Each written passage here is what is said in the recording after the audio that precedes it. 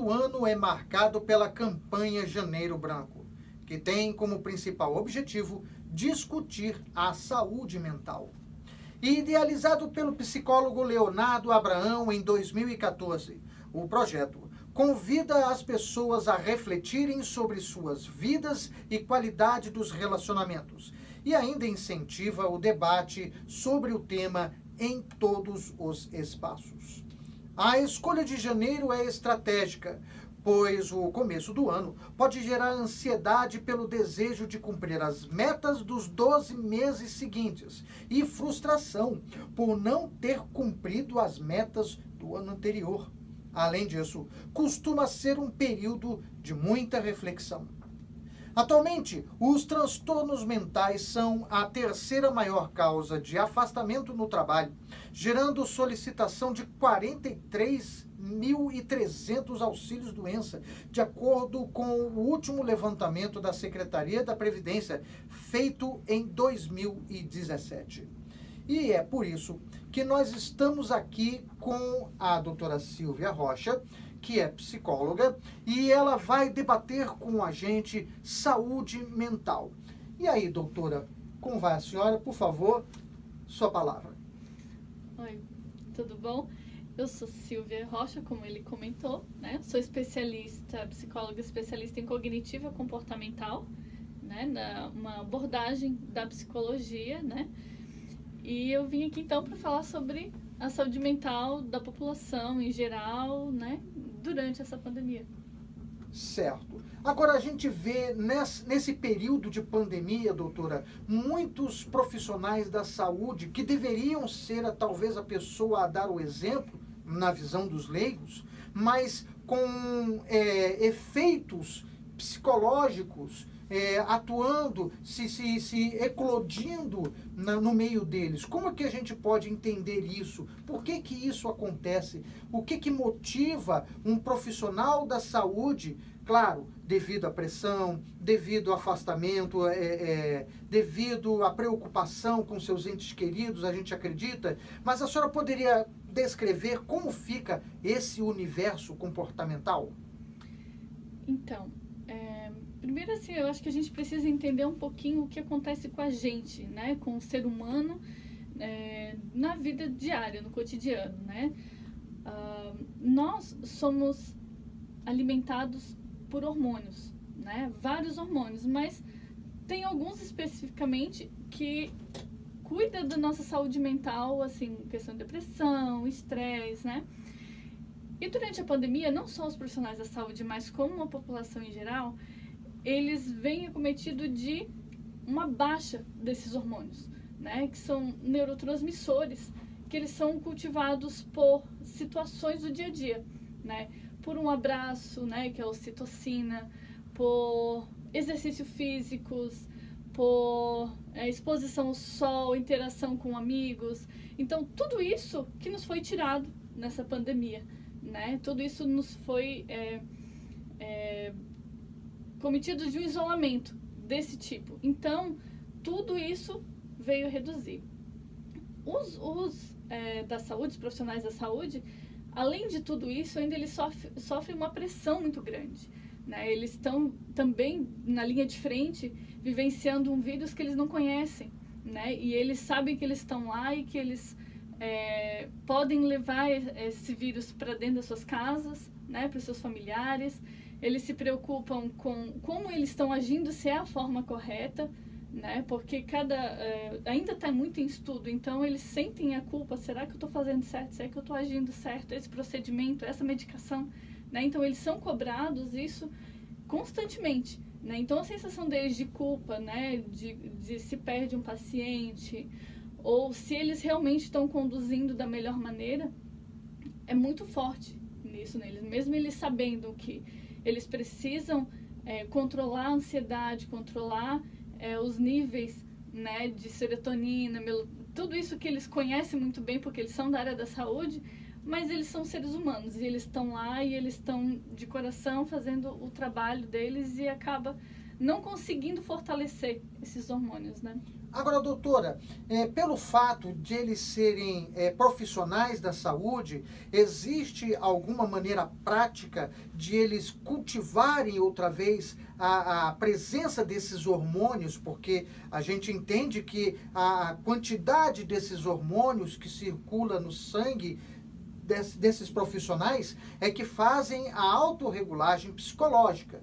Então, a pergunta que fica é o que pode ser feito para que, no caso dos profissionais, para que esses níveis de hormônios possam voltar a níveis que sejam sustentáveis. Porque a responsabilidade de um médico é muito grande, nós sabemos. Um médico numa mesa de operação, com a pressão da família, com a pressão do vírus, com a pressão da pandemia, com a pressão da sociedade, num momento crítico, onde ele está com um bisturi na mão, é algo muito crítico. Então, para profissionais da saúde que estão nos assistindo neste momento, qual o melhor procedimento? Como esses profissionais podem agir para diminuir, pelo menos, a força que essa pressão faz? Algumas coisas assim pode soar um pouco clichê, né? Que a gente fala assim, eles sabem, nós sabemos no nosso dia a dia o que é importante para a nossa saúde. Só que às vezes no dia a dia a gente não presta atenção ou não valoriza como deveria ser valorizado algumas atitudes, né? Então um profissional de saúde que ele está com a sua carga horária, né? Super, né? 24 horas, às vezes sem dormir, né? Então o que ele precisa priorizar? Ele precisa priorizar o básico, o sono, né? Ter o horário do descanso. A gente sabe que às vezes nem sempre é possível, mas pela saúde dele, porque como que eu posso ajudar o outro se eu não me ajudar primeiro, se eu não cuidar de mim, não é? É claro. Então eu preciso primeiro cuidar de mim, tá bem para poder ajudar o outro. Então eles lá, eles precisam, na linha de frente, eles precisam entender, né? Que eles precisam ter a pausa deles, fazer o descanso, se alimentar adequadamente, né? Fazer uma atividade prazerosa em algum momento, né? Estar com a família, porque isso também fortalece, né? Isso são coisas básicas, mas isso é o que fortalece o nosso próprio sistema imunológico. Certo. Agora, a senhora elencou a possibilidade deste profissional estar com o familiar. Mas o que a gente observa é que existem muitos profissionais que estão há meses sem ir para casa, ou mesmo ver seus entes queridos, por conta do medo da pandemia. E nós entendemos que, de uma certa forma, os pacientes que eles atendem também acabam transmitindo essa preocupação, ou retroalimentando essa preocupação para os médicos e fazendo, se ele não vigiar, uma espécie de ciclo vicioso ou algo que não se controla. Agora, com respeito à comparação paciente-médico, ao atendimento, né? Qual tem que ser a providência deste médico? Qual tem que ser o comportamento deste médico diante desta situação para que ele possa se preservar?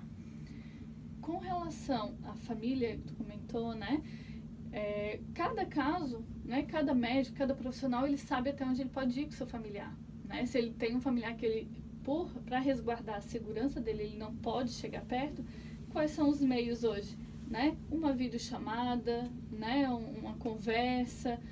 Hoje a gente tem muita facilidade, né? de estar de alguma maneira próximo do nosso familiar, né? Conversando com ele, dando atenção, mesmo que seja, né, remotamente, né? E com relação ao médico, paciente, né? O médico, assim, ele tá ali, ele precisa fazer o seu melhor, obviamente, e fazer o seu melhor também é cuidar dele, né? Porque para ele estar bem, novamente repetindo, porque eu acho isso muito importante, ele precisa estar bem para poder cuidar do outro, senão ele vai cometer falhas, não é? E com o paciente, ele precisa ter a tranquilidade de que ele está prestando um bom serviço e que ele está fazendo de tudo pelo aquele paciente e não sentir culpa por qualquer coisa que aconteça, né? Porque ele fez ali o que era preciso ser feito. E o paciente, sobretudo, confiar no tratamento, no médico, né, no que está sendo atendido. Tá. Agora, doutora, nós temos visto nos últimos noticiários que o estado do Amazonas, mais especificamente a cidade de Manaus, está sofrendo um colapso no atendimento. Falta botijões de oxigênio. Eu ouvi falar já que se chamam balas de oxigênio. Não sei se esse seria o termo.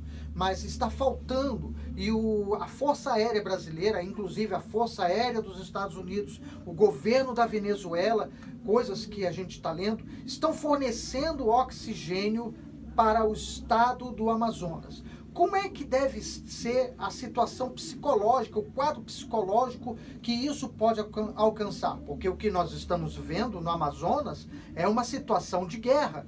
Nós estamos vendo as Forças Armadas começando a se movimentar e se movimentar com força, chegando ao ponto de tirar pacientes que estão no estado do Amazonas e indo para outros estados para poderem ser atendidos. Como é que funciona ou como é que fica a cabeça das pessoas neste momento? Porque muita gente lá no Amazonas está nos assistindo também nessa programação e eu acredito que isso deve ser uma preocupação nacional. Uma questão, eu vou responder a tua pergunta, mas eu acho importante assim, a gente pensar um pouquinho sobre a trajetória da pandemia. Desde que começou, como isso está, né, vindo para as pessoas, como elas estão recebendo essa informação, como está sendo absorvido, né?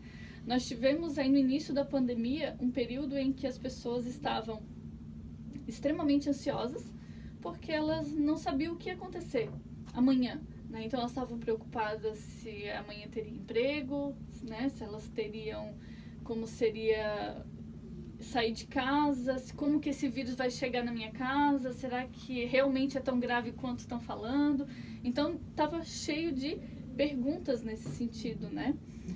E de seguida passamos por uma segunda fase desse processo, né, psicológico, que daí foi a fase realmente do isolamento, que é onde resolveu isolar a população para que não disseminasse o vírus, né? E nessa segunda fase desse processo, foi onde a ansiedade começou a se agravar. Quem tinha o transtorno de ansiedade, depressão, né, enfim, qualquer outro transtorno psicológico agravou, né? Aquele que estava, a gente viu em consultório que os pacientes que tinham esse tipo de sintomas e estavam em tratamento conseguiram passar por essa fase muito bem, né? Agora, pacientes que tinham e não estavam em tratamento ou acabaram desenvolvendo isso, teve uma piora significativa, né? E em seguida, né, na próxima fase, aconteceu que o agravamento de todos esses sintomas, né, de depressão, né, e eu já vou chegar na parte de Manaus. E teve esse agravamento todos os sintomas, né, e aí é onde começou a ter esse colapso de estresse mesmo na saúde mental, né? Então tudo isso pode levar a um estresse generalizado. Pode levar. E aí, o que pode acontecer agora na pandemia, né, nesse período que está acontecendo em Manaus? Muitos podem desenvolver um estresse pós-traumático, que geralmente acontece em situações muito extremas, né? Então, pacientes que perderam algum familiar em alguma situação, né, crítica por falta do oxigênio, né, que é um item básico e a pessoa precisa para sobreviver da ventilação, né? Então pode desencadear uma série de transtornos psicológicos, inclusive para os médicos que se sentem impotentes de poder ajudar e resolver por falta de insumos, né? Exato. Agora, mudando um pouco o foco, falando agora de pessoas que frequentam a igreja, como no caso da Igreja Universal do Reino de Deus, nós vemos algumas pessoas que, mesmo sabendo que existe isolamento social, mesmo que sabendo que existe isolamento de cadeiras para sentar, mesmo sabendo que existe álcool na porta, o uso de máscaras conforme o que a lei dita, mesmo assim nós vemos que existem pessoas que são recalcitrantes em quererem vir para a igreja, em participarem das reuniões, em quererem, enfim, dominar o medo. Elas não dominam, perdão, o medo. Então, não seria o caso dessas pessoas, e aí entre os médicos também, de saberem ou aprenderem a dominar esse medo, porque é bíblico. A Bíblia diz que o medo, ele traz tormento. Então, a pessoa que fica atormentada, nesse sentido, a gente entende que ela fica ansiosa, a gente entende que ela fica depressiva, a gente entende que na cabeça dela passa coisas como, por exemplo, olha, nunca mais o mundo vai ser o mesmo, agora existe um novo normal, que é uma coisa que também não existe, né? Então, a pergunta que fica é, como que essas pessoas, tá, elas podem fazer para poder enfrentar esse medo? Primeiramente, assim, a pessoa ou familiar próximo, porque a família é muito importante ele perceber a mudança no comportamento da pessoa, né? Se a pessoa está demonstrando mais insegurança, se está mais arredia, se está um pouco, né, mais irritada. O familiar ajuda nisso, a perceber como ele está, né? E se ele sentir que isso está sendo um problema, ou seja, eu estou deixando de fazer coisas que normalmente eu faria, ou ir trabalhar, e está me incapacitando de alguma maneira, aí precisa procurar ajuda, né?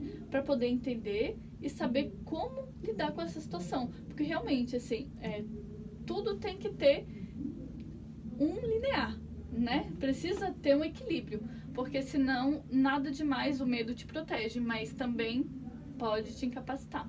Exatamente, porque a pessoa ela fica com medo, que toda essa situação, a gente observa na igreja que as pessoas elas ficam com medo de se expor. Outras, elas acreditam que se elas ficarem doentes, elas vão morrer.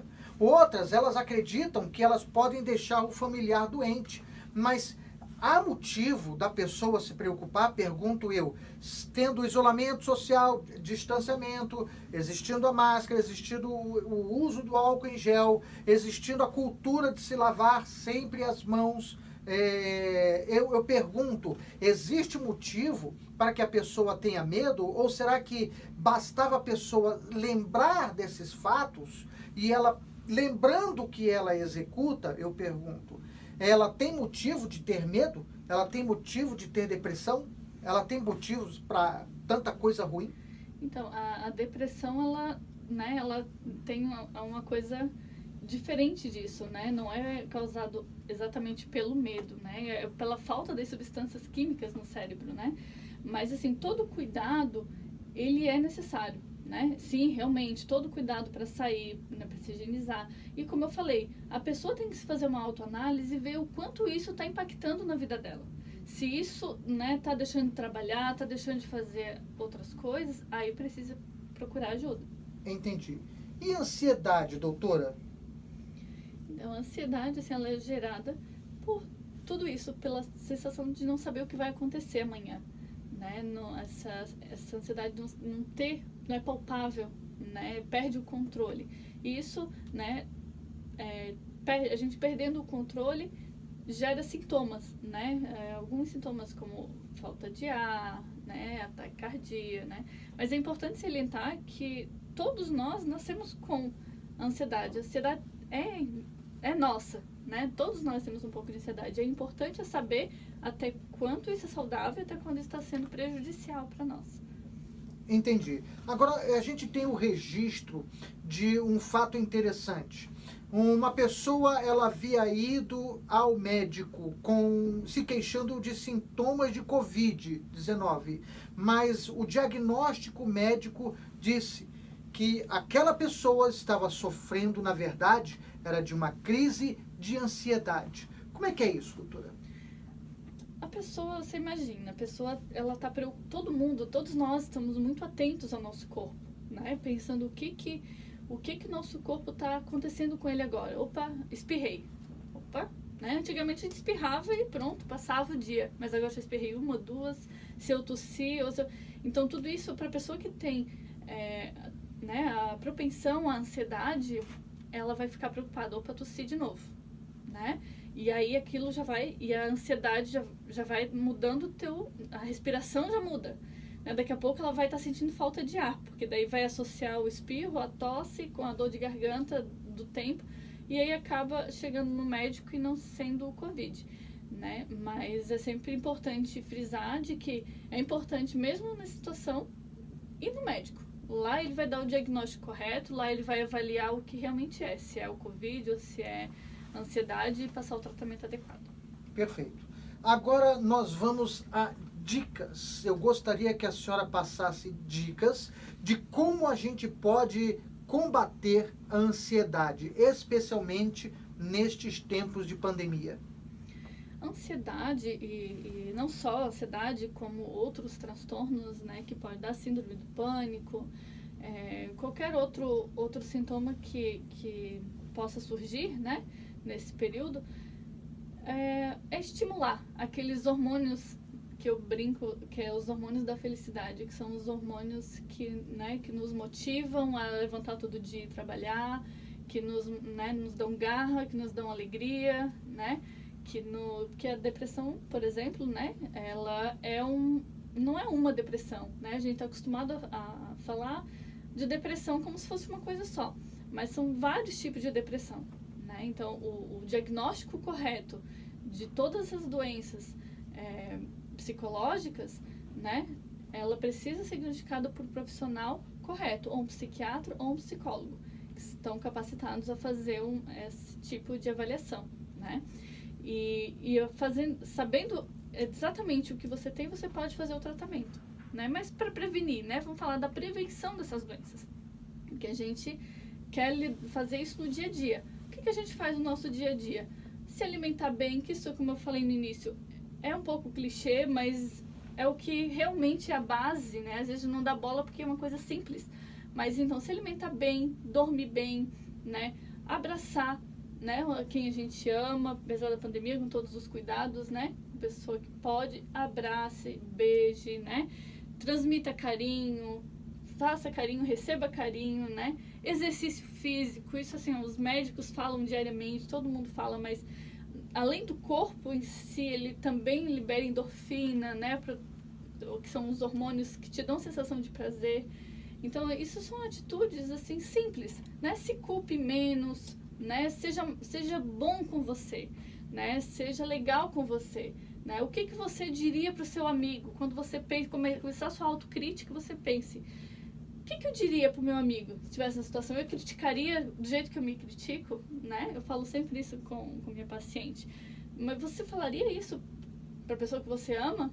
Né? Então você se ama. Então pensa como você vai estar dizendo isso para você mesmo, né? Porque na cognitiva comportamental a gente trabalha muito a questão dos nossos pensamentos. O que a gente pensa? Né? O que desencadeia tal situação é através dos nossos pensamentos. Então, se a gente cultiva pensamentos bons e corrige os errados, né? Quais são os errados, Silvia? O que me deixou triste?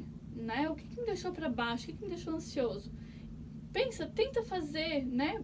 Pensar o que você pensou. Fazer uma leitura do seu pensamento e tentar corrigir, para ver se tem fundamento, né? Ah, eu tô com medo de fazer tal coisa.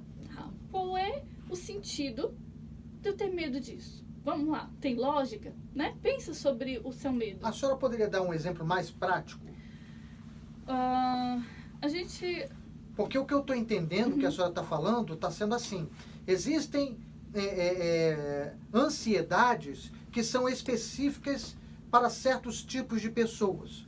Nós estávamos no começo do nosso debate aqui falando um pouco sobre a ansiedade dos profissionais da saúde.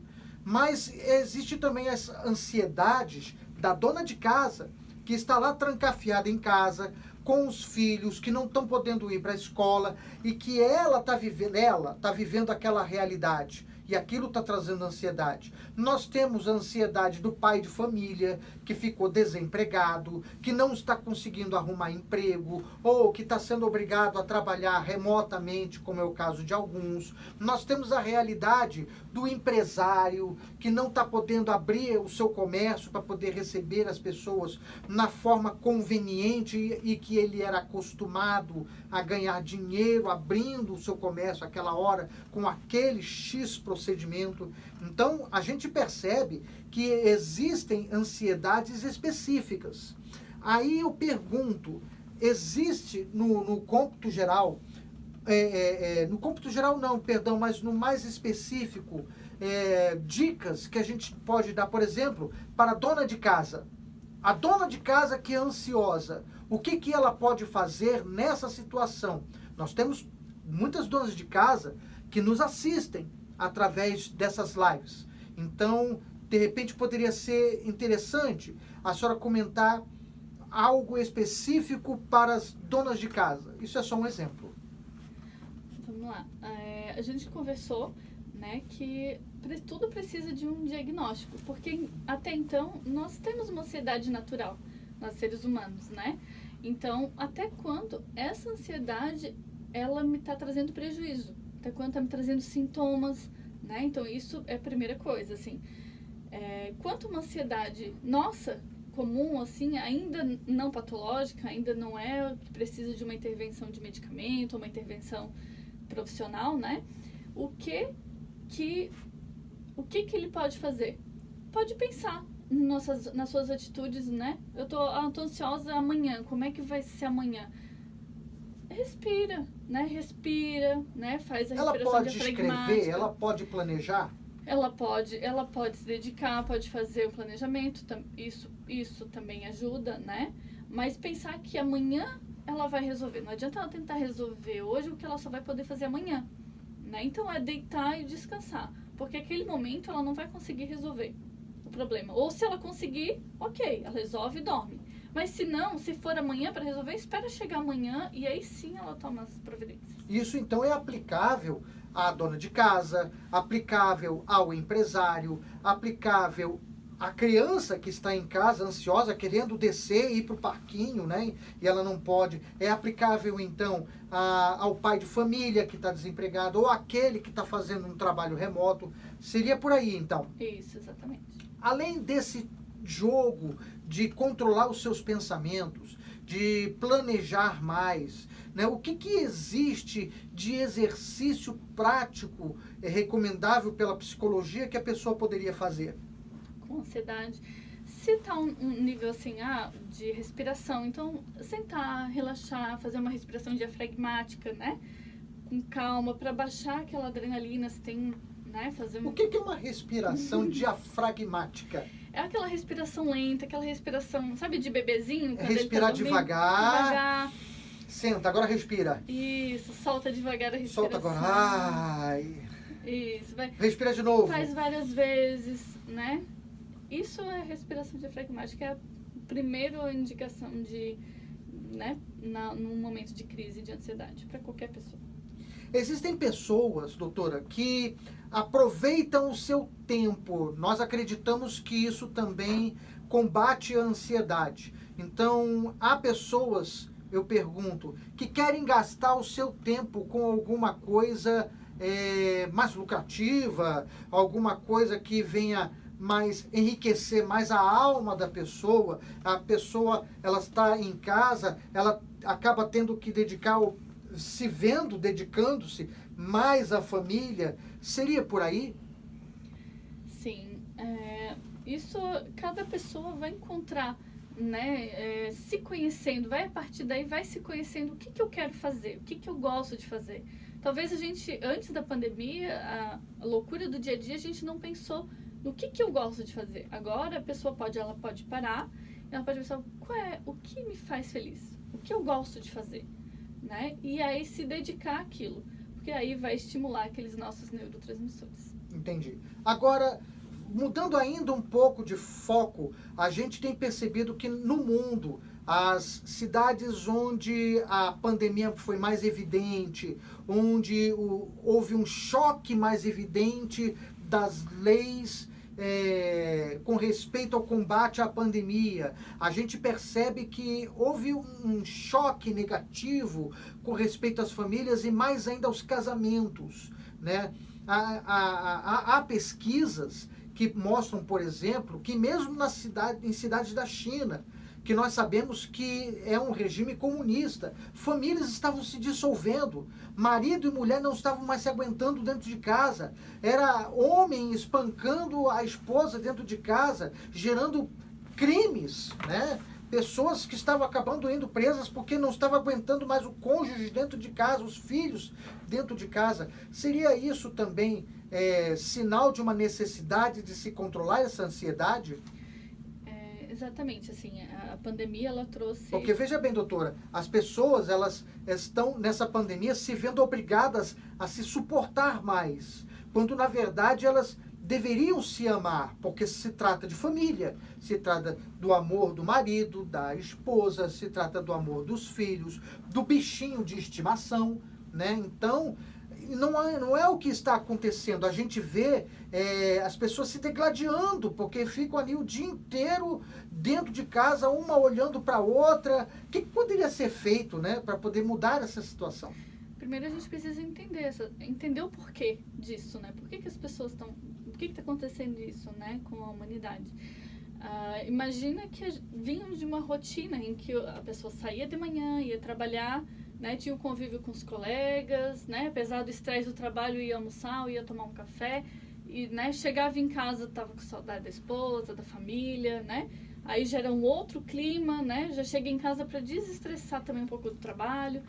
E aí, de repente, tudo mudou. De repente, eu perdi o emprego, aí eu fiquei em casa, e agora eu não sei quando eu vou arrumar um emprego, ou eu estou trabalhando em casa, né? No melhor dos casos, estou trabalhando home office, mas aí tá o filho em casa também, e aí tá o agito dentro de casa, né? Ele precisa se concentrar, ele tem meta para cumprir. Então, assim, tudo tem um estresse em cima, né? Ou perdeu o emprego, ou tá sobrecarregado, né? Então, assim, a gente... Só falar que a humanidade deveria agir assim, não assado, mas o que tem por trás disso, né, de cada família? Então, realmente, eu concordo. Talvez no primeiro momento foi, que legal, tô com minha família, né, passar um tempo com a minha família. Daqui a pouco começou a vir os problemas, né, vem os estresses. E aí infelizmente, vem a agressão física, vem a agressão verbal, até o consumo de álcool aumenta muito, né, de drogas em geral. E então isso tudo contribui, né, realmente para esse tipo de comportamento que está acontecendo. Certo. Agora, doutora Silvia, sabendo que nós temos milhares de pessoas que estão nos assistindo neste momento, eu gostaria que a senhora falasse um pouco, primeiro que a senhora desse dicas práticas, assim, coisas de imediato que podem resolver problemas de imediato. É claro que tudo passa por um diagnóstico, pelo atendimento médico, e aí eu gostaria que a senhora falasse um pouco da senhora, porque a senhora, como psicóloga, a senhora tem o seu consultório, a senhora dá atendimento, então eu gostaria que primeiro a senhora falasse para as pessoas se elas estão com sintomas de ansiedade, o que inicialmente elas poderiam fazer. E aí a senhora dá a dica de como a pessoa procurar a pessoa da senhora. Então, como todos os sintomas, né, eles aparecem e agora nesse momento um pouco mais, né, enfáticos, né? Então, como eu falei durante, a importância da família também perceber o quanto isso está impactando, o quanto a pessoa se tornou mais agressiva e tal. Então, o que a gente pode fazer? A gente vai alimentar os nossos hormônios, aqueles que a gente falou lá no início. Então, a gente vai fazer atividade física, né? Porque além para o corpo e para a mente, né? Nós vamos fazer respiração. Quem gosta de meditação, ou pensar, ou fazer sua oração, isso é muito importante porque te liga de alguma forma, né? Te tranquiliza, né? Então, descobrir o que você gosta, né? Descobrir novas atividades, demonstrar o carinho, como a gente, né? Demonstrar carinho pelo outro, a compaixão pelo outro, a empatia pelo outro. Isso tudo, esse tipo de exercício, né, nos ajuda nesse processo de alimentar os nossos hormônios da felicidade. Amém. Então, doutora, eu gostaria que a senhora falasse agora do consultório da senhora, onde a senhora atende, seu Instagram, seu telefone, se puder a pessoa ligar para poder marcar um atendimento. Fale agora, passe esse recado para as pessoas, por favor. Atualmente eu estou atendendo no centro de Florianópolis, né, presencialmente, né. A psicologia, assim como a medicina, hoje já tem a telemedicina que a gente consegue fazer remotamente, né, em alguns casos que tem necessidade, e tem presencialmente também aqui no centro, né. Meu Instagram é psi_silvia_rocha, né, se precisar tirar alguma dúvida, conversar, pode me chamar lá no Instagram, e estou à disposição. Que bom. Então, damos por encerrado essa live e eu gostaria de agradecer a você, meu amigo, minha amiga, que está nos assistindo. Que Deus abençoe a todos, em nome do Senhor Jesus.